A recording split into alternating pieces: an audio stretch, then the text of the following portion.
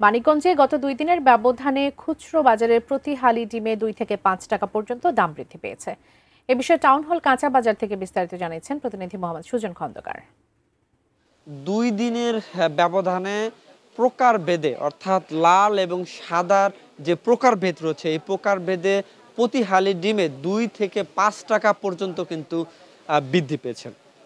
আমি এ বিষয়ে কথা বলেছি আমার পিছনেই যে ব্যবসায়ী রয়েছে তার সাথে এবং অন্যান্য ব্যবসায়ী রয়েছে তাদের সাথে কথা বলেছি।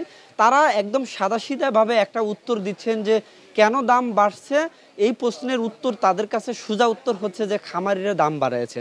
তবে বেশিরভাগ ব্যবসায়ীরা কিন্তু কিছু যৌক্তিক কারণ উল্লেখ করছেন যে গত টানা ২ মাসের বৃষ্টির কারণে সবজির ক্ষেত কিন্তু নষ্ট হয়েছে এবং এই সবজির ক্ষেতের নষ্ট হওয়ার কারণে বাজারে সবজির কিন্তু নাকাল পড়েছে।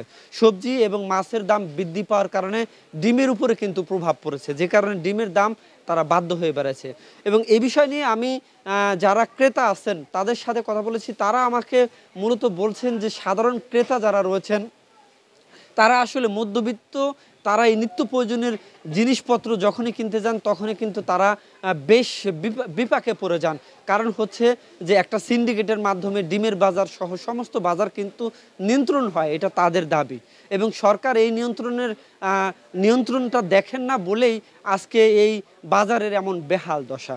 আর হুট করে যেহেতু সবজি বাজারে একটু সবজির দাম বেড়েছে, সেই প্রভাবটা কিন্তু ডিমের উপর পড়েছে।